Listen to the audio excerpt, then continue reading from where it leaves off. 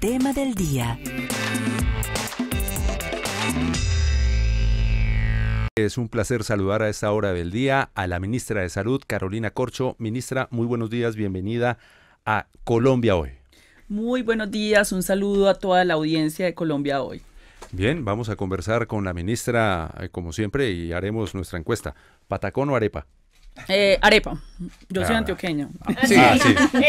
El patacón ahí no entra. Esa pregunta para la ministra, no, arepita Sí. con quesito, ministra, ¿o cómo arranca usted su día? Con quesito, sí. Uy, qué rico. Bandeja paisa. Bandeja paisa, claro. O pescado.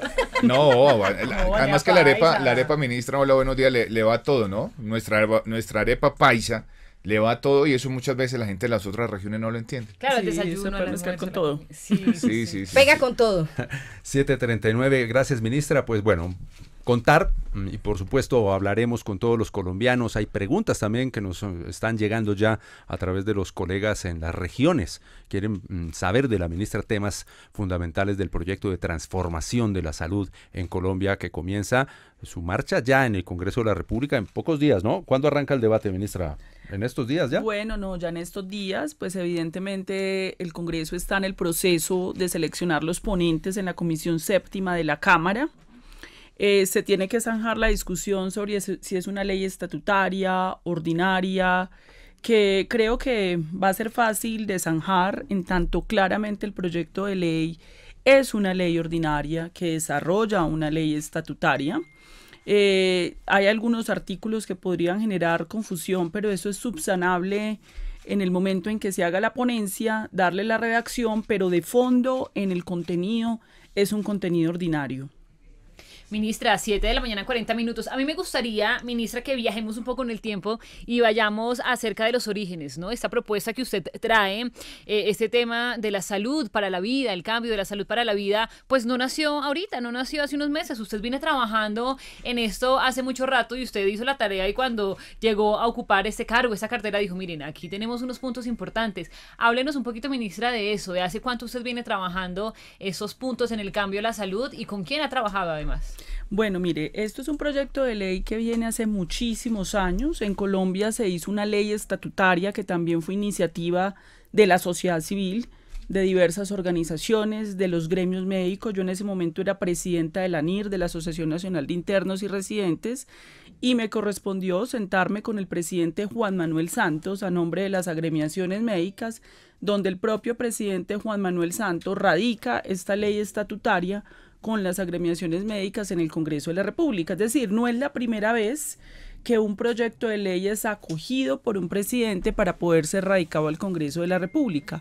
Esta ley estatutaria tuvo un debate, evidentemente por las comisiones primeras constitucionales, y posteriormente, obviamente, hubo una discusión en la Corte Constitucional para declararla exequible con modulaciones, porque lo que había salido del Congreso de la República, pues tenía algunos problemas como la limitación de la tutela. La tutela es un instrumento muy importante de acceso al derecho fundamental a la salud y aquí se estaba restringiendo el acceso a los servicios de urgencias, que tenía que ser la atención de urgencias en cualquier parte del país. Hubo unas discusiones que la Corte moduló y allá también estuvimos participando. Paralelo a eso, se presentó una ley ordinaria, pero esa ley ordinaria pues no soportó, digamos, mucho el debate. Recuerdo que inclusive en una ley, en la discusión de la ley estatutaria se puso la discusión de las EPS y lo que dijeron en el Congreso es que eso es ordinario, que eso no es de un tema estatutario y no se abordó la discusión de las EPS porque claramente el legislador planteó esto es un tema de las comisiones séptimas. Ese proyecto de ley ordinaria no resistió mucho en el Congreso de la República. Entonces, en ese sentido, diversas organizaciones de la sociedad civil, hay una que se llama la Comisión de Seguimiento de la Sentencia T760, que es un órgano consultor de la Corte Constitucional en materia de política pública de salud. Ahí hay organizaciones de trabajadores, médicas, de pacientes, científicas. Pues se puso en la tarea de coger esa ley ordinaria, revisarla a la luz de la ley estatutaria que la Corte Constitucional había promulgado ya como exequible y empezar a desarrollar un proceso de ley ordinaria. Ahí participó demasiada gente en esas discusiones. Ahí estuvieron varios presidentes de los gremios médicos, inclusive el médico José Félix Patiño Restrepo, que es considerado uno de el gran médico del siglo XX en Colombia. Tuvo que ver mucho en las discusiones que hicimos sobre la autonomía médica, la autorregulación. Tuvimos unas discusiones también con constitucionalistas, hicimos hasta un diplomado con la Universidad Nacional de Colombia, con la Facultad de Derecho y Ciencias Políticas, para profundizar esta discusión. Ahí participaron organizaciones expertas en el tema de medicamentos, y ya en el año 2021 esta comisión dice, bueno, saquemos esto de aquí y abramos esta discusión a otras organizaciones, y se convocó una cumbre social y política por la reforma a la salud en el 2021. Ahí participaron 1.400 delegados de todo el país, pero se hicieron precumbres por montones en varias regiones, docentes de facultades de salud pública, de facultades de salud, líderes sociales, usuarios de hospitales públicos de todo el país. Se hizo un recorrido inclusive por todo el país, y esa cumbre social y política terminó en un diálogo con los candidatos a la presidencia de la República. Ahí estaba el candidato Gustavo Petro y en ese momento la candidata Francia Márquez, donde él expresó que este proyecto de ley pues evidentemente tenía una coincidencia importante con lo que él había pensado y había desarrollado en Bogotá. Entonces, en ese sentido, él incorpora en su programa de gobierno, sigue esta cumbre haciendo, digamos, su trabajo pedagógico. Esto se moviliza en todo el país, universidades, haciendo reuniones. Colombia es muy fuerte en sus movimientos sociales y en su sociedad civil. Moviliza permanentemente discusiones en el país. Y hasta llegar a este punto donde ya este proyecto de ley llega al gobierno, la comisión de seguimiento llega al gobierno, y el gobierno, con la participación del gabinete muy aportante y constructiva, tuvimos conversaciones durante muchas horas, muchos días con el comité estratégico del gabinete, con la participación del ministro de Educación, Agricultura, Medio Ambiente, Hacienda, DNP, el ministro del Interior. Tuvimos conversaciones durante mucho tiempo, y lo que el gobierno adiciona un capítulo que se llama Transición y Evolución del Sistema, que hace que esto sea más realista, porque tú no haces un cambio del sistema de salud de la noche para la mañana. Esto requiere un tiempo, para que esto pueda hacerse. Los sistemas de salud, de hecho, cuando se reforman, duran hasta 10 años para que terminen de implementarse las medidas. A veces pasa, por ejemplo, la ley 100 lleva 3 décadas y no ha terminado la transición, todavía seguimos con problemas de liquidación de EPS. Entonces fue muy importante lo que aportó este grupo para la configuración de ese nuevo capítulo de transición y evolución, que creo que hace que sea una reforma muy sólida, que fue la que se presentó al Congreso. Oiga, no sé ustedes, pero ¿qué resumen ejecutivo nos acaba de hacer? Pero es muy importante la conocer ese pero origen, ¿no? De 30 años del trabajo que importante. lleva. Mire, claro. Estoy seguro que cuando la ministra decidió meterse en esta discusión del sistema de salud, de volverlo un tema de país, lejos estaba de imaginarse que iba a ser ministra de salud. Claro, una persona cercana al sector profesional en el sector, pero lejos está de imaginarse hace, qué sé yo, ministra, 8, 10, 12 años atrás, cuando usted pone el tema en la mesa de discusión en el país, entre la sociedad civil y el Estado mismo, lejos está de imaginarse que para llegar al punto cumbre de la discusión le iba a tocar a usted siendo ministra. Claro, nosotros empezamos esto en el año 2012, que fue cuando presentamos la ley estatutaria. Más de una década, y de eso más de una década venimos trabajando y discutiendo y pensando, porque una reforma a la salud es muy compleja desde el punto de vista técnico, financiero, jurídico, constitucional. Esto es una reforma integral, y concebir algo distinto para poder hacer un cambio que realmente resuelva los problemas que tenemos, construyendo sobre lo construido, recogiendo lo bueno pero cambiando lo que no funciona, que es lo que estamos haciendo, requiere mucha reflexión. Entonces creemos que lo que se presentó al Congreso de la República es un documento muy sólido. Quienes lo pueden leer pueden ver un trabajo de filigrana jurídica, de filigrana de técnica, de muchos temas muy complejos cada uno de ellos. Cada capítulo es un doctorado en salud pública, y el aporte que ya hizo el gobierno, el tema económico, el tema ya de la transición y evolución, hace que sea una reforma muy completa. Ministra, partiendo de eso que le dice Johan, hija del profesor e ingeniero Freddy Hernán Corcho, y de la ingeniera Amparo Mejía. Usted estudió medicina en la Universidad de Antioquia y psiquiatría de la Universidad Nacional de Colombia. Además, cursó una maestría en estudios políticos de la Universidad Pontificia Bolivariana. ¿Ese núcleo familiar cree usted que la impulsó precisamente a trabajar por la salud de los colombianos y colombianas? Y el tema de la ingeniería ahí con la medicina, ¿cómo se compagina? Yo soy la única médica de mi familia. Exacto. Mi familia tiene muchos ingenieros, abogados, contadores, y pues siempre, como mi familia es de origen costeño, pues somos antioqueños, pero mis abuelos son de Sucre, siempre hubo una aspiración de que hubiera un médico en la familia y yo fui esa médica. Y me acuerdo, yo estudié en la Universidad de Antioquia e hice mis rotaciones en el Hospital San Vicente de Paúl. Recuerdo una vez que me tocó ver un bebé. Este bebé había tenido una infección por VIH transmitida por su madre. El bebé tenía como 5 meses, muy pequeño, estaba ahí en una unidad de cuidados neonatales en el San Vicente y yo pregunté por la mamá.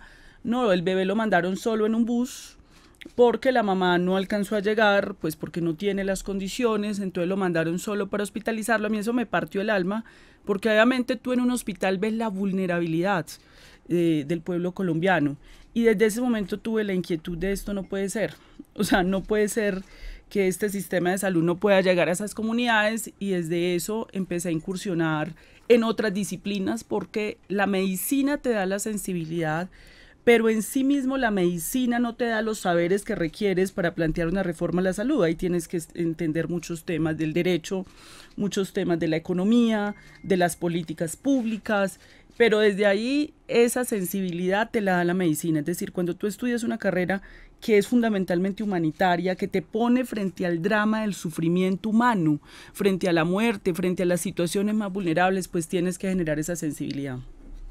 7 de la mañana, 50 minutos, hablando a esta hora con Carolina Corcho, ministra de Salud. Ministra, estamos hablando un poco de ese trabajo que usted viene realizando durante ya hace más de una década, donde usted, junto con toda la gente que se ha sentado a discutir esos temas, pues ha encontrado temas importantes y factores que seguramente son los que han motivado a estos cambios. Yo quiero preguntarle puntualmente por el cambio a las EPS. ¿Qué ha encontrado usted allí en esta materia y por qué considera entonces que es importante darle una vuelta al tema de las EPS?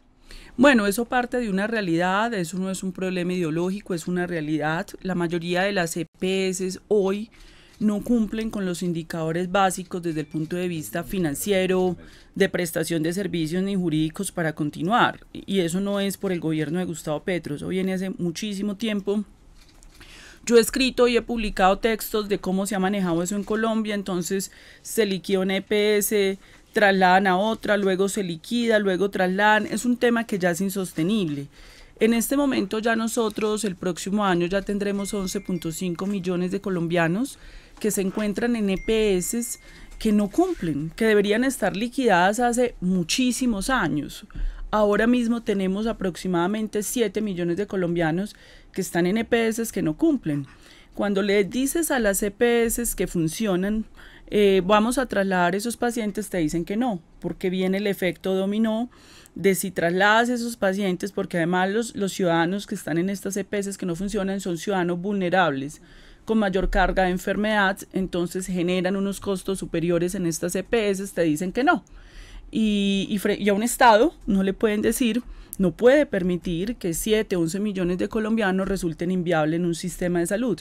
Entonces yo, conversando con los propios presidentes de las EPS, les dije, miren, ¿por qué si se necesita una reforma? Porque no me pueden decir que entonces solamente el sistema es viable dentro de las EPS para las grandes ciudades, donde puede haber integración vertical. Yo tengo mi propia clínica, donde yo puedo vender además prepagada, y donde la gente está más sana, porque si tengo mejores condiciones de vida me enfermo menos. Generalmente las personas con mayores determinantes sociales de la salud, en condiciones de bajos ingresos, se enferma más, de mala alimentación, etcétera. Entonces no puede un Estado social y democrático de derecho, donde la salud es un derecho fundamental, aceptar que le digan que el sistema de entrada, la mitad del país es inviable. Eso requiere una reforma. Y en ese sentido es que propusimos esta transformación. Yo llevo en unas reuniones con ellos desde octubre de cara a esta realidad. donde ha habido como un reconocimiento de que el sistema de alguna manera abandonó gran parte de la población colombiana en la zona dispersa y rural donde vive el bebé, que yo conocí en ese momento. Claro. Exactamente, el sistema tiene serias dificultades, pero además también en las grandes ciudades. El año pasado en Colombia hubo 350.000 quejas en la superintendencia de personas suplicando por su vida, 350.000. Y esas quejas mayoritariamente se dan en las grandes ciudades, que es donde la población acude a la superintendencia de salud. Pues las personas en el campo definitivamente padecen los rigores sin que ni siquiera puedan expresarse. Claro. Entonces tenemos problemas muy serios de acceso. 7:54 conversando en Colombia hoy con la ministra de Salud, Carolina Corcho. Ya vamos entrando en materia, vamos a tener ya las preguntas de nuestros medios comunitarios, aliados alternativos en todo el territorio nacional, pero para seguir ingresando, fundamental, como dice el presidente de ministra, el pilar de la atención primaria. Ese es el centro para empezar a llegar a donde se tiene que llegar. Da una cifra también usted, más de 600 municipios no tienen atención médica en Colombia, eso es la mitad del país, son 1.304 municipios en Colombia. Así que Albeiro Triana Gómez es el director de Arauca 24/7 Noticias. Tiene esta pregunta para usted, ministra. Un saludo para toda la mesa de trabajo del informativo Colombia Hoy. Desde el departamento de Arauca, municipio de Arauca, agradecemos a la ministra por conceder de que podamos preguntar a la ministra Carolina Corcho sobre la salud, la reforma que viene presentando el gobierno nacional. El departamento de Arauca no es ajeno a lo que viene viviendo la crisis de la salud. Muchas deudas de las EPS, de las IPS a los centros hospitalarios. Están en cuidados intensivos todas las entidades de salud de nuestro departamento. La reforma nos garantiza que realmente podamos mejorar la salud. ¿Cuáles son los puntos más importantes que tiene esta reforma para salvaguardar la salud de nuestros araucanos? Agradecemos mucho desde Arauca para el informativo Colombia Hoy, Albeiro Triana de 24/7 y sus medios aliados. Bueno, no, muchas gracias por la pregunta. Como habíamos hablado, la atención primaria en salud es fundamental y departamentos como Arauca se van a ver muy beneficiados. Nosotros tenemos 633 municipios impuestos de salud en Colombia, porque aparte de eso, el actual sistema privilegió la contratación de la mediana y alta complejidad, de la diálisis renal, es decir, cuando ya estás muy enfermo y no estás dentro de los 350.000 que estaban suplicando por su vida, sino que te atendieron, pues efectivamente ahí el sistema responde, pero no hay interés en las EPS de contratar puestos de salud, centros primarios de salud, cuando el mundo entero y la Organización Mundial de la Salud ha dicho, en el nivel primario, allá donde está ese médico, esa enfermera, que nosotros proyectamos en equipos extramurales que vayan a las casas, hagan la prevención, pero si detectan una enfermedad en ese momento de inicio temprano, pues de una vez tratarla. De eso se trata el nivel primario. En ese nivel primario se debería resolver la mayoría de problemas de salud de la población, porque ahí es donde ocurre la mayoría, quienes se enferman y llegan a esas enfermedades de alto costo son la minoría de la población. La mayoría de la población que el resfriado, que la fiebre, que el dolor, que el accidente que tuvo inicialmente. El país no tiene dotación de esa capacidad de respuesta en la mayoría de lo que nosotros denominamos la Colombia profunda, y tampoco en las grandes ciudades, porque en las grandes ciudades se concentró la prestación de servicios en el norte y oriente de Bogotá, en zonas, digamos, donde están los quintiles de mayor ingreso de la población, pero en el sur de Bogotá tú tienes 4 millones de bogotanos que solamente tienen los hospitales públicos, y estos hospitales tienen salas de partos, centros de atención primaria en salud subutilizados porque las EPS no los contratan. Entonces, en 3 décadas, muy importante el avance del prestador privado, muy importante el avance de camas, pero fue de manera inequitativa porque se concentró en las grandes ciudades. Lo que queremos con la atención primaria, que tiene que ser universal, es que el gobierno se vuelque a construir ese nivel primario, a construir con ese personal de la salud. Eso va a implicar una inversión pública que ya está en el presupuesto general de la nación para tener centros de atención primaria, pero también pago a personal de la salud con incentivos para que se puedan ir a esos territorios. Yo la semana pasada tuve la reunión, pues el liderazgo mío se ha forjado con los gremios médicos. Yo he trabajado mucho con ellos y yo me reunía con los especialistas, con todos los representantes de los especialistas del país. Y les decía, miremos cómo nos organizamos para ir a todo el territorio nacional.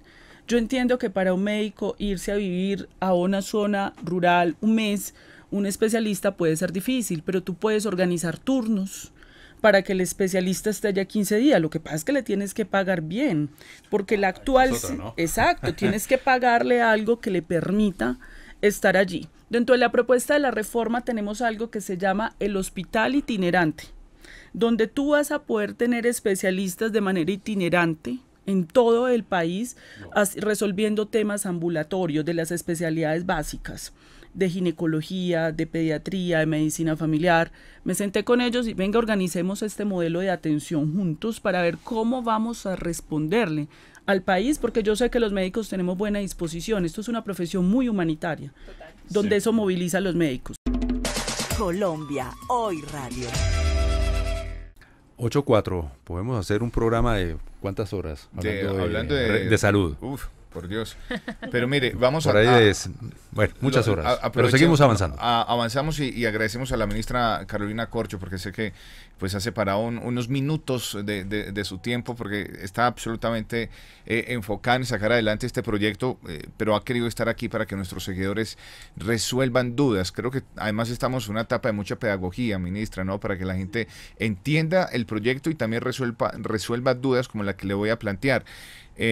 Uno de los pilares, de esos 5 pilares con los que ustedes resumen el proyecto, habla de el manejo, la administración de los recursos públicos de la salud.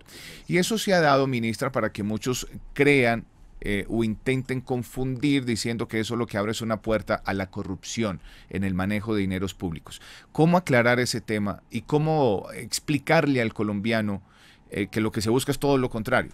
Exactamente, lo que se busca es todo lo contrario. Estudios de la ANDI han manifestado que el sector salud es uno de los sectores con mayores problemas de corrupción. Es un sector que no cuenta con un sistema de información que dé cuenta de las transacciones y movimientos financieros y administrativos de billonarios recursos públicos. Eso hace que en sí mismo se vuelva un sector muy opaco. Aparte de eso, hoy hay un fondo público, ese fondo público gira esos recursos a diversos administradores que al principio de la ley 100 eran 150, ya vamos en 28, y de ahí en adelante se perdió el control de los recursos públicos. Muy bien hemos sabido, y esto está ampliamente referenciado en Colombia, cómo con recursos de la salud inclusive se llegó a financiar el paramilitarismo en Colombia. Juan Gosaín en una columna refiere lo que pasó allí después de que salen esos recursos, de ahí en adelante no sabemos muy bien qué pasa. ¿Qué sabemos hoy de las cuentas por pagar de las EPS? Que adeudan más de 23 billones de pesos, entre las que están activas, entre las que están liquidadas y entre las que están en proceso de liquidación. La deuda que el Fondo Público del Estado tiene con estas son 2.8 billones de pesos y adeudan 23. ¿Qué pasó allí? Allá hay un vacío enorme, porque entonces lo que pasó es que el recurso no llegó a quienes prestan los servicios de salud, que son las clínicas y los hospitales. Ha habido una confusión en el país porque esas siglas de EPS, IPS, la mayoría de los ciudadanos no la distinguen. Cuando le preguntan en una encuesta, ¿usted está de acuerdo con que se eliminen las EPS? Pues el imaginario imagina que es la clínica, que es el hospital, que es la IPS. La EPS sale y dice que nosotros atendimos 1 millón de ciudadanos en el año. No es la EPS la que atiende un ciudadano en el año, es la clínica, el hospital. Es más, a usted cuando va a pedir una cita lo atienden en un centro de atención primaria en salud privado. Usted va de un médico general y ahí lo remiten a una clínica y hospital donde el especialista. Los centros de atención primaria ya existen. Cuando usted pide una cita, usted no le dan la cita en la Fundación Santa Fe de Bogotá, le dan la cita es con el médico general. Nosotros no estamos proponiendo nada que no construya y que no tenga en cuenta lo que ya existe. Lo que pasa es que tenemos que organizar, porque lo que ocurre a veces en el país es que el centro de atención primaria en salud queda en otra ciudad o en otro barrio o en otro municipio muy lejos de su casa. Entonces, ¿qué queremos con esto de la administración pública, los recursos públicos? Que esos recursos del fondo público que ya existe, no lo vamos a crear, que se llama ADRES, que es el que tiene todos los recursos del presupuesto general de la nación, de los recursos públicos para fiscales, de los aportes de los trabajadores, empresarios, vayan directamente a esos centros de atención primaria en salud, clínicas y hospitales. Eso va a ser más transparente porque ese fondo ADRES en sí mismo es un sistema de información donde cualquier ciudadano se puede conectar y mirar cuáles son las transacciones y pagos que se van a hacer a esas clínicas. Eso hoy no lo sabemos, porque después de que sale la plata, de ahí en adelante ocurren una cantidad de transacciones que no sabemos qué pasa allí. Aquí va a ser mucho más transparente porque es un fondo público que puede ser consultado, donde nos vamos a dar cuenta cuáles son los giros y pagos que se hacen a esas clínicas y hospitales. Transparencia y se acaba esa intermediación. Y se acaba esa intermediación. Esa intermediación nos cuesta al año 6.6 billones de pesos. Pagamos los colombianos por la administración privada de esos recursos públicos. Si lo hiciera el ADRES solo, el costo al año sería 1.4 billones de pesos, es decir, estaríamos ahorrando 5 billones de pesos que redireccionaríamos para prestación de servicios de salud, para formalización de trabajadores. Esa es una primera ganancia, pero la segunda ganancia es que el Estado hoy paga a ese administrador y ese administrador tiene una integración vertical. Se paga, como no hay una regulación tarifaria en Colombia, yo me pago a mí mismo a cualquier cifra. Y esto ha sido terrible para el sistema de salud en Colombia.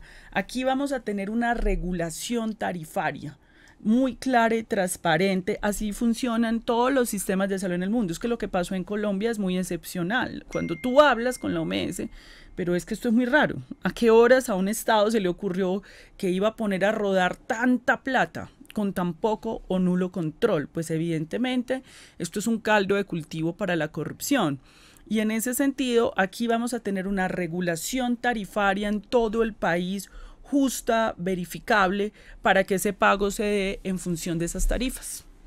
Ministra, partiendo de estas aclaraciones, de esta pedagogía que usted nos está haciendo aquí en Colombia hoy, respondiendo todas esas inquietudes, muchas veces hemos visto en los distintos medios de comunicación, en redes sociales, sabemos que usted chequea mucho esos rumores o esos conflictos que nacen a través de las redes sociales. ¿Cómo hace usted, teniendo en cuenta toda esta pedagogía y todo lo que usted nos está explicando, el poder equilibrar o el poder reaccionar ante tanta crítica, recordando lo que pasó con Roy Barreras, también con el rumor con el ministro de Educación, también toda esa desinformación que ha nacido en torno a este mejoramiento de la salud en el país? ¿Cómo hace usted precisamente? No, yo creo que lo importante aquí es mantenernos sobre los contenidos pedagógicos, no dejarnos distraer en otras discusiones, porque uno ve una tendencia en poner otras discusiones, pero no, para no hablar del centro del tema.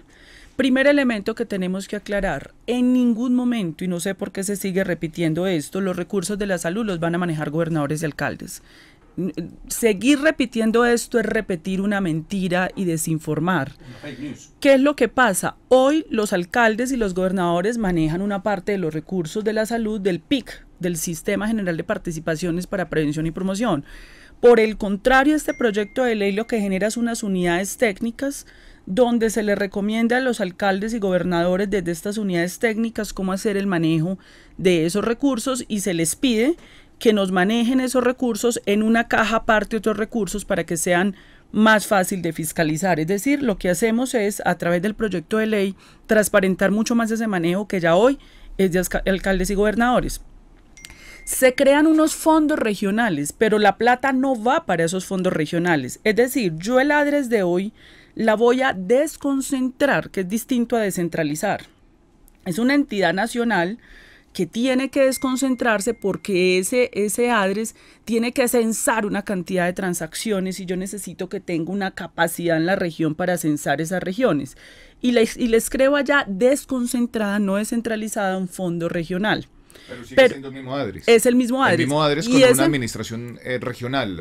No es tanto, sino que yo le pongo un fondo regional, ¿para qué? No porque la plata vaya a pasar por allá, para contabilizar esos recursos que se van a pagar desde Bogotá a la clínica, al hospital. Yo necesito organizar contablemente eso, porque yo tengo que saber qué fue lo que pagué, pero no es porque en el fondo regional vaya a entrar el gobernador o el alcalde. Hoy la junta directiva del ADRES cuenta con un representante de los gobernadores, ya hoy. En esta nueva junta directiva que se propone el ADRES, y eso no lo dicen los que nos controvierten, van a estar los empresarios. Va a estar el gobierno nacional y un representante de todos los gobiernos locales, eso ya pasa hoy, pero van a estar los empresarios. Si le dicen al país que en esa junta directiva va a haber, lo que va a ser minoritario ahí es el gobierno local, ¿por qué no le dicen que van a estar los empresarios? Y si creen que los empresarios pues son corruptos, yo creo que aquí no podemos abordar eso por estigmatizaciones, no estigmaticemos la discusión de la corrupción. Simplemente va a haber muchos mecanismos que hoy no tenemos para control de la corrupción. Primero, una junta directiva equilibrada de la seguridad social, esa fue la conclusión del foro de Davos. En Davos, donde está todo el poder mundial económico, dijeron, en los nuevos estados y países tenemos que ayudar en la colaboración empresa, gobiernos y trabajadores, que es la tríada de los estados de bienestar en el mundo. Entonces, estaría esa tríada ahí, en un equilibrio entre uno y otro, ahí nadie va a superar al otro, el gobierno también va a estar ahí, van a estar los trabajadores y empresarios en esa junta directiva, que son los que van a nombrar de libre nombramiento y remoción esos gerentes regionales que no van a manejar la plata, porque la plata viene desde Bogotá, pero ellos sí, digamos, tienen que contabilizar qué es lo que se está pagando, alguien tiene que hacer esa tarea. Pero ¿cuáles son los mecanismos anticorrupción? Unas juntas directivas más equilibradas. Les pregunto a ustedes, ¿los colombianos conocen cuáles son los miembros de las juntas directivas de las EPS? ¿Quién nos asegura que ahí no está la clase política? ¿Qué nos asegura que ahí no está la clase política? ¿Qué nos asegura que desde allí no sé? Es decir, están manejando billones de recursos públicos y los colombianos no tenemos forma de controlar eso. Aquí es una junta directiva que todo el mundo va a conocer, va a saber quién es, funcionarios que son perseguibles penal y disciplinariamente. Hoy no podemos hacer eso.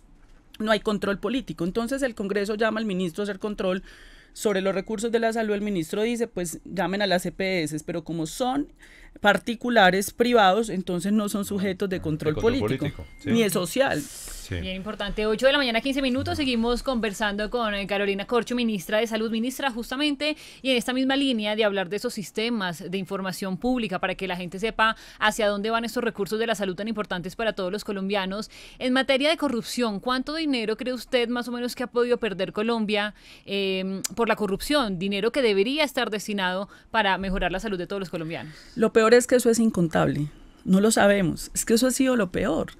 En Colombia se ha manejado estas platas de manera privada, y de manera privada no quiere decir que haya sido inclusive por actores privados, inclusive por actores políticos. Todo eso se sabe en Colombia, es invaluable, incontable.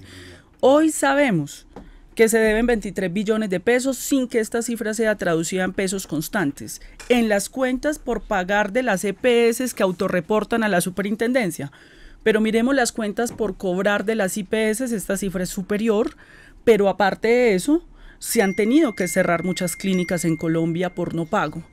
Pero aparte de eso, ¿cuánto nos cuesta en vidas? ¿Cuánto cuesta que en Colombia tengamos una de las tasas de mortalidad materna, la peor tasa de mortalidad materna de los países de la OCDE? Que en Colombia no podamos garantizar que una mamá en la mitad del territorio nacional, un bebé, puedan nacer en condiciones dignas. ¿Cuánto le cuesta eso a una sociedad? Porque no, los costos económicos más los costos en vidas humanas. ¿Cuántos niños y niñas que murieron en Colombia? ¿Cuánto costaba la vida de esos 350.000 suplicantes el año pasado? ¿Es justo que le digamos a esta sociedad que estamos en el mejor sistema de salud del mundo? Yo no estoy diciendo que digamos que estamos en lo peor y que no podemos mejorar, pero hay una empatía en el país cuando le estamos diciendo a estas personas que han puesto tutelas, a estas mamás y a estos bebés que no han tenido la oportunidad de sobrevivir con esas tasas de mortalidad materna en la mitad de Colombia, de la Colombia profunda. Es empático decirles, no importa, ustedes no contaron porque estamos en el mejor sistema de salud del mundo y no se requiere un cambio en Colombia. Eso no representa la realidad de nuestro país.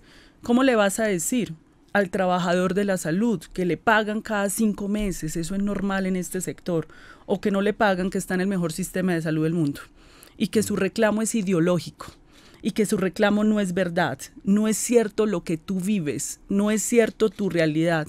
Eso es falta de empatía con el sufrimiento de millones de seres humanos en este país que tienen derecho a gozar de este derecho fundamental.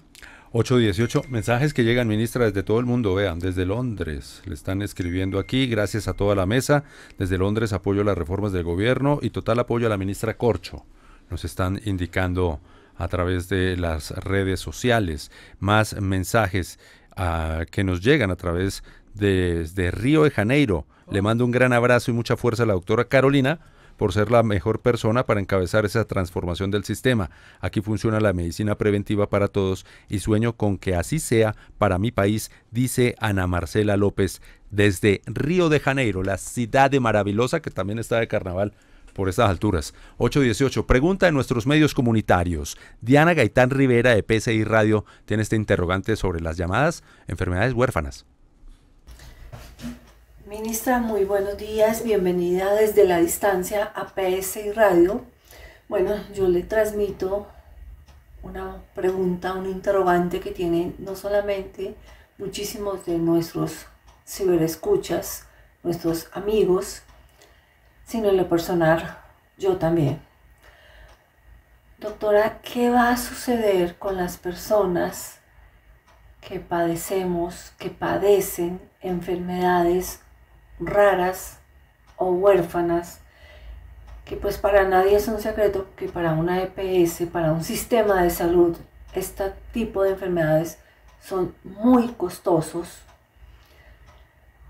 ¿Qué va a suceder con los tratamientos de estas personas, con la atención, con los medicamentos? Tenemos de una u otra manera que volver, entre comillas, a empezar nuestro diagnóstico, o seguimos con el diagnóstico que ya tenemos, que ya es claro, y seguimos con la medicación, con las hospitalizaciones, con las cirugías, bueno, con todo lo que conlleva tener una enfermedad rara o huérfana. Importantísima esa pregunta. Le quiero dar la claridad y la tranquilidad a todos los ciudadanos que ninguno de sus tratamientos será suspendido. Aquí se mantiene la continuidad, la integralidad de todos sus tratamientos. Los tratamientos de alto costo y las enfermedades huérfanas, repito, no los paga las EPS, los paga el Estado, los paga el Fondo ADRES. Se seguirá pagando a través a las clínicas, hospitales que los atienden y ningún colombiano tendrá problemas. Eso lo dice clara y explícitamente el proyecto de ley. El proyecto de ley dice ningún colombiano, y sobre todo los que están en situaciones más críticas, se le podrá suspender sus tratamientos, a ninguno. Entonces, en ese sentido pueden tener toda la tranquilidad. Es más, el nuevo sistema lo que va a lograr es que muchas personas que tienen esos problemas de enfermedades huérfanas y raras los atienden en muchos sitios. Nosotros queremos es crear centros de excelencia, hospitales especializados, clínicas, donde allá usted le puedan hacer todos los procedimientos y el paciente no tenga que estar trasladándose por muchos sitios. Entonces en eso puede haber absoluta tranquilidad, que no se va a alterar ninguno de los mecanismos. El Ministerio de Salud tiene experiencia en que cuando se liquida un EPS y se trasladan, el Ministerio es el que organiza ese traslado y se mantienen esos tratamientos. Lo que no queremos es seguir en eso. Traslade un paciente aquí, liquide aquí, traslada ya no. Los ciudadanos ya vamos a estar permanentemente registrados y afiliados al Sistema General de Seguridad Social en Salud. Hoy el aseguramiento en Colombia es público, está a cargo del Estado, lo pagan todos, se paga hoy con recursos públicos, eso se va a mantener. solo que ya no habrá una intermediación entre un particular y ese ciudadano. Ese particular puede seguir aportando con los centros de atención primaria en salud, con clínicas, con hospitales, con auditorías, es decir, las capacidades que tienen las EPS se van a requerir en el nuevo sistema porque ellos tienen un aprendizaje y un acumulado. Lo que pasa es que vamos a recuperar una planificación en salud que se requiere, pues porque como no planificamos la salud, se nos concentraron todos los servicios en el norte de Bogotá, en el oriente, y necesitamos que sea igual en todo el territorio nacional. Es decir, quien hoy está feliz con el sistema de salud, seguirá siendo feliz con su sistema de salud, pero lo que queremos es que los que no acceden, accedan a ese mismo nivel. Vamos a nivelar por lo alto. Ministra, en términos prácticos, ¿cómo va a ser mi proceso de transición para que mi atención básica en salud no se pierda? Que esa es una pregunta muy recurrente de los colombianos. Y seguramente estamos hablando de una etapa que va a llegar mucho más adelante, pero ¿cómo se va a garantizar que el colombiano no pierda su atención básica de salud en ese momento en que ocurre la transición de su actual EPS al Sistema Público Nacional de Salud? De eso es lo que trata el capítulo de la transición y evolución que construimos con los aportes de los ministros, que es un capítulo muy importante, porque hoy la EPS lo que va a hacer es que se va a territorializar. Las EPS, hay EPS que tienen 5 millones de afiliados, por decir algo, en Bogotá, y luego tienen 200 en cada municipio. Es muy poco lo que puede hacer allí. En donde usted tiene mayor presencia, y concéntrese ahí donde usted tenga mayor presencia. Evidentemente vamos a organizar, eso ya existe, pero el Ministerio de Salud con la Secretaría de Salud en el territorio va a organizar lo que llama la red de prestación de servicios. ¿Qué es la red? Si usted tiene un centro de atención primaria en salud, que hoy las EPS lo tienen, y las cajas de compensación, y también el Estado los tiene, los hospitales de primer nivel son centros de atención primaria en salud. Lo que pasa es que tenemos que remodelarlos, tenemos que ponerlos bonitos, dignificarlos, organizarlos, modernizarlos, porque se abandonó pero esa infraestructura existe en Colombia, de alguna manera. Entonces la EPS se territorializa, en ese territorio se organiza la población. Venga, ¿usted dónde vive? Pongámosle el centro más cercano. Ahora, si usted, por ejemplo, vive, dice, no, pero es que yo vivo en tal parte, pero trabajo en tal parte, y a mí me gustaría más bien que mi centro de atención primaria en salud fuera más cerca de mi trabajo, porque yo paso más tiempo en mi trabajo, pues me voy para el centro de atención primaria cerca de mi trabajo. O sea, lo que vamos a hacer es organizarnos, lo hace usted va a seguir estando afiliado a su EPS, el otro año usted va a seguir estando afiliado a su EPS, mientras que se organiza esos centros de atención primaria en salud, y el gobierno con la Secretaría de Salud y también con las EPS dice, bueno, ¿cuál va a ser la red? ¿Qué tengo en este territorio? ¿Qué servicios especializados tengo? Para que si usted entra a ese centro de atención primaria en salud y necesita un especialista, ¿cuáles son las clínicas y hospitales de referencia para que usted lo puedan atender? Pero si, por ejemplo, me voy al Baupés, ¿qué tengo allá? No, resulta que tengo nada. Entonces allá nos toca mirar a ver en otra región contigua cómo hago para complementar, porque todo colombiano debe tener acceso a todos los servicios, a todos los niveles de complejidad. Independientemente del lugar donde esté. Independientemente. Entonces priorizamos que usted lo atiendan en su región. Si tú estás en Cali, y Cali tiene todos los servicios, ¿por qué te tienen que mandar al Quindío o a Medellín? Eso pasa todos los días en Colombia. Yo atendía pacientes de Bucaramanga de psiquiatría. ¿Será que en Bucaramanga no habrán psiquiatras? Es organizar que se agote primero el territorio, y si en el territorio ya no, entonces la red contigua que tiene para que atienda al paciente. Todos tendrán atención primaria en salud, estarán en un centro de atención primaria en salud donde usted lo van a llamar a decirle, le faltan estos exámenes, hágase el examen de próstata, hágase eso, pero además todos los colombianos tendremos una red de mediana y alta complejidad pública y privada al servicio nuestro. Ministra, 8:26 de la mañana, hemos hablado de territorializar la salud, que los médicos puedan llegar a los distintos territorios, de los centros de atención primaria, de disminuir los riesgos de corrupción. También hemos hablado, hace unos instantes, usted nos mencionaba el pago de los profesionales de la salud, que en ocasiones hasta se demora 5 meses y que tampoco cuentan con un salario, por decirlo de cierta manera, que dignifique su labor. En esta nueva mejora al sistema de salud, ¿cuál es la propuesta precisamente para los profesionales de la salud en cuanto a sus recursos? Entonces, básicamente hay un capítulo que se llama régimen laboral del sistema de salud, que no es nada nuevo. Ya hay mandatos de la OIT, de la ley estatutaria, que dicen que los trabajadores de la salud deben estar dignificados. Es que es cuidar a quienes cuidan la vida.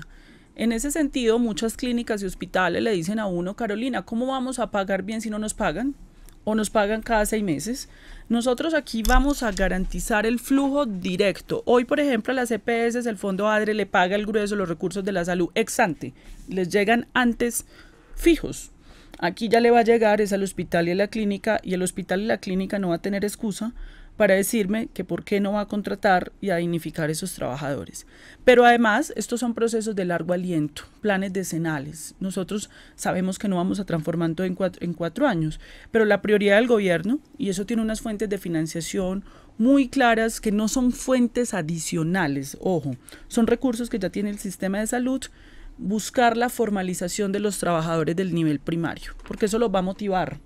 Eso los va a motivar a que hagan ese trabajo. Es muy importante, pero es muy devaluado, porque la gente lo que cree es que lo importante es la clínica. La clínica de trasplante es muy importante dentro del sistema, pero ese nivel primario salva vidas, porque toma la presión a la mamá para que le hace los exámenes básicos para que el cáncer no avance. Ese nivel es muy importante. Entonces, evidentemente, ese trabajador de ahí, ese médico, esa enfermera, lo queremos formalizar con los recursos propios del sistema. Aquí no que necesitamos recursos adicionales. Son los recursos del sistema que los vamos a reorganizar, porque los sistemas de salud en el mundo invierten el 30% de los recursos en atención primaria en salud. Tú no vas a empezar se aprobó la reforma, al día siguiente ya tienes el 30%, pero tú vas gradualmente aumentando en un plan que tiene diseñado el Ministerio de Salud para que esto vaya aumentando, porque en la medida que tú vayas instaurando la atención primaria, la salud preventiva, se te va a ir menos gente a la enfermedad. Nadie quiere estar en una diálisis. Nadie quiere estar amputado por una diabetes. Todos queremos que se evite la diabetes y que la diabetes se controle a tiempo. 829, ministra de Salud Carolina Corcho, como médica, como psiquiatra, como politóloga, ¿se le arruga el corazón con cifras como que Colombia es el último país en mortalidad de mujeres en embarazo? ¿O la situación que ve a diario en Colombia y otra clase de dolor? Cuando empiezan a escribir tantas cosas en redes, ¿eso le impacta? ¿Cómo lo maneja? No, a mí me angustia más esto de la mortalidad materna. Es que ustedes no se imaginan, mire, yo he hecho toda la carrera médica, he hecho rural, en zona dispersa y rural, he trabajado como psiquiatra de atención primaria en salud, he trabajado como psiquiatra de mediana, alta complejidad. Yo no he ahorrado ni he trabajado en región, en cárceles, en zona dispersa y rural, en la Colombia profunda. No he escatimado mi ejercicio médico. Y ustedes, he sido médica general, de urgencias, de vereda, de lo que ustedes quieran. Yo les estoy proponiendo a mis colegas que hagan lo que yo he hecho, no les estoy proponiendo nada que un médico no pueda hacer. Sí. Y ustedes saben lo elemental que es evitar una mortalidad materna. Es ir a medirle la barriguita a la mamá, es tomarle una presión arterial, es escuchar el corazón del feto, cuando es muy básico. Es muy básico, es mandar unos exámenes elementales donde yo me puedo dar cuenta si tiene una infección urinaria, es un tratamiento, un antibiótico sencillo, barato, para que se esté muriendo gente en Colombia. Increíble. Porque el sistema no hace eso. Increíble. Y doloroso sobre todo. Ministra, 8 de la mañana, 30 minutos. Usted, bueno, como lo ha mencionado, amplia experiencia en este ámbito de la salud, psiquiatra. ¿Quién es su psicólogo? La música, el arte, ministra, porque es que usted con esos temas tan complicados seguro que tiene que intentar al menos sacar 5 minuticos de su agenda y decir, no, yo me escucho una canción, yo qué sé yo, una salsa, un reggaetón, o yo me voy a hacer ejercicio, yo me voy, porque ministra, hablamos también de prevención y el arte, la música, todo esto, y usted lo sabrá, además en esta área de la psicología, pues también es muy importante, ¿no? Y la salud mental. Y la salud mental. ¿Qué es ese psicólogo suyo? Que no necesariamente es una persona, sino esa actividad que usted la relaja y la hace sonreír, bailar, qué sé yo. No, qué maravilla esa pregunta. Fíjate que en estos días en el carro en donde me transportan, escuchan rock. Yo soy una rockera empedernida. Hace rato no escuchaba rock. Le tengo una canción de rock para ahorita, ministra. Qué bien. Reto, yo soy imagínate, yo escucho rock y vallenato, porque mi familia es de origen costeño y yo valoro mucho la cultura colombiana. La cultura colombiana me encanta. Pero soy una rockera. Me encanta pues obviamente el Reino Unido, lo amo por el rock, el gran rock se hace allá, entonces me encanta eso. ¿Primera o segunda invasión? ¿Beatles o Police? Beatles. Primera invasión. Y aparte de eso, Pink Floyd es mi banda, pues que parece muy oscura, pero esa fue la banda que me acompañó a mí cuando yo era médica Qué rural. chévere. O sea, tenemos una ministra de salud rockera. Eso Me encanta. Estás en mi mundo, como dice el Tato Sanín. En estos días estaba escuchando una banda que hace rato no escuchaba, que se llama Tear for Fears. Sí. Hace rato, o sea, yo soy ochentera, setentera. Me desconecté de rock de los 90, porque yo no sé, algo pasó Hay en los una 90. transición. Una transición. Muy ligera, pero bastante drástica al final. Dicen ¿no? los estudiosos como Manolo Belón que Sí, fue en sí, el sí. cambio en los sistemas de grabación. Ajá. Cuando empezó la digitalización, Algo se cambió. perdió mucho el tema, sí. Yo me desconecté ahí, pero estoy viendo que está apareciendo unos grupos contemporáneos que están retomando los 70, los 80, como los últimos años en Inglaterra, en Europa. Me gusta, porque yo me desconecté en los 90, no pude con el rock de los 90. Entonces ahora estoy retornando al rock para volver, digamos, a conectar, pero sí debo decir que he tenido poco tiempo. Digamos, esta transición del gobierno no ha sido fácil.